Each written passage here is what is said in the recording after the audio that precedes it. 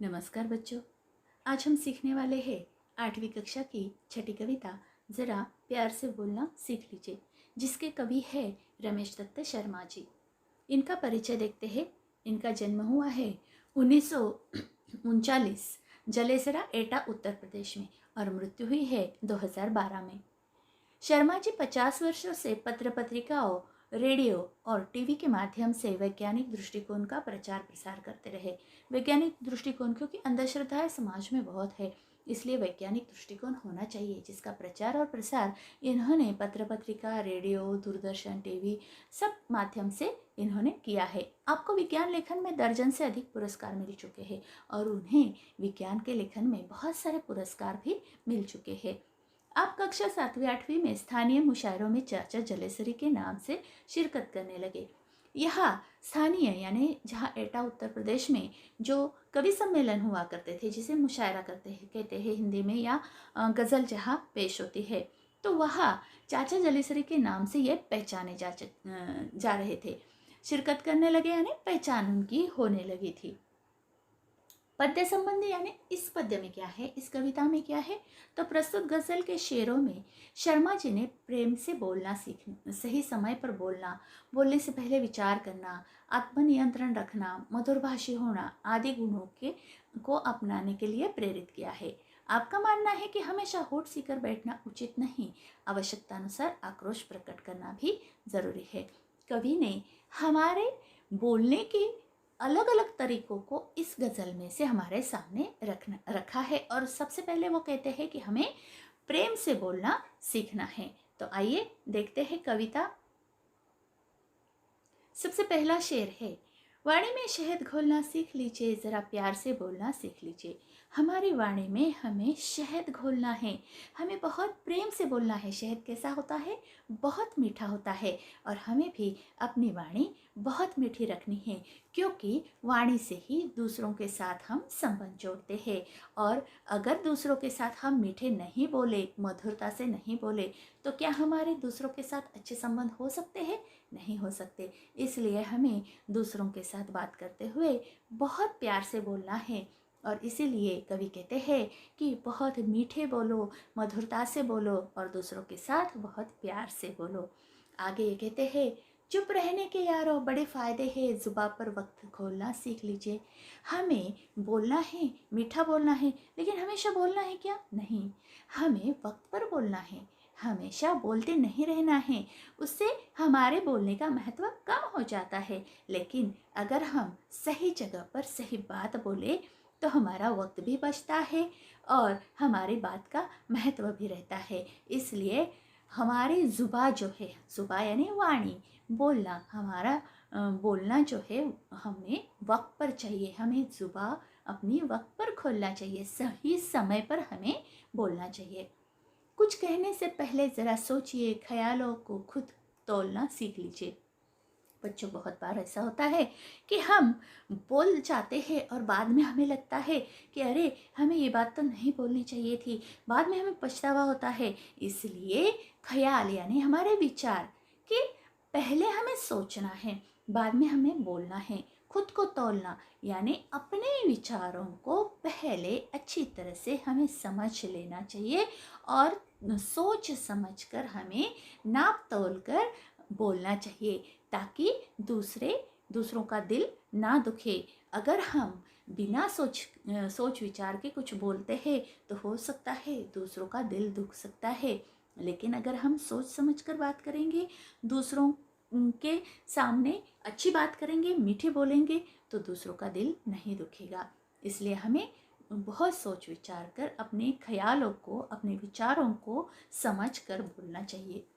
तू तड़ाक हो या फिर हो तू मैं, अपने आप को टोकना सीख लीजिए। बहुत बार क्या होता है, हमारा गुस्सा, हमारा क्रोध काबू में नहीं रहता, नियंत्रण में नहीं रहता, और उस वक्त हमें क्या करना चाहिए? अपने आप को रोकना चाहिए, अपने आप को टोकना चाहिए, क्योंकि क्रोध से कही हुई कोई भी बात अच्छी नहीं होती है। क्रोध से कही गई कोई भी बात बुरी होती है। और इसलिए हमें क्या करना है, हमें अच्छे से बात करनी है। दूसरों से बोलने से पहले अगर हम क्रोध में हों, अगर दूसरों के साथ हमारा कुछ झगड़ा होता हो, दूसरों के साथ अगर हमारे मतभेद हो रहे हो, हम बहुत गुस्से में हैं, तो हमें क्या करना है, खुद को टोकना है, रोकना है और फिर सोच समझकर बात करनी है ताकि हमारे रिश्ते ना बिगड़े। पटाखे की तरह फटने से पहले रोशनी के रंग घोलना सीख लीजिए। क्रोध में हम फट पड़ते हैं, हम ऐसे कुछ बातें बोल जाते हैं कि सब दुखी हो जाते हैं।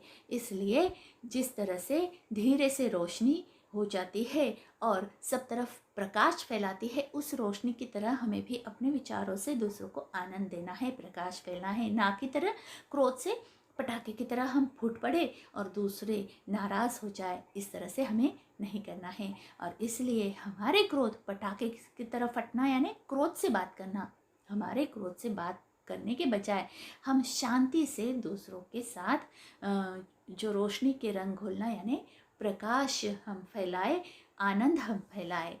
कटु वचन तो सदा बोते हैं काटे, मीठी बोली के गुल रोपना सीख लीजिए। कटु वचन से क्या होता है, बहुत दुखता है, चुभता है। अगर कोई हमें बुरी बात कहता है तो हमें बहुत बुरा लगता है ना। तो उस तरह से हमारे कटु वचन कांटे होते हैं, कांटे की तरह होते हैं इसलिए। और मीठी वाणी से क्या होते हैं, जैसे फूल बिखर जाते हैं। हम मीठी बात करते हैं यानी मानो हम फूल बरसा रहे हो। तो इसलिए कांटे की तरह कटु वचन हमें नहीं बोलने हैं, हमें फूलों की तरह मीठे वचन से सबको आनंद देना है।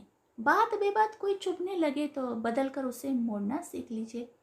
हो सकता है कभी कभार बोलते बोलते परिस्थिति बिगड़ जाए, परिस्थिति मोड़ ले और ऐसे वक्त हो सकता है कि कुछ बुरी बातें हो सकती है और हमारे मुंह से ऐसा लगे कि हमें बहुत क्रोध आ रहा है और अब हमें ये बात अच्छी नहीं लग रही है।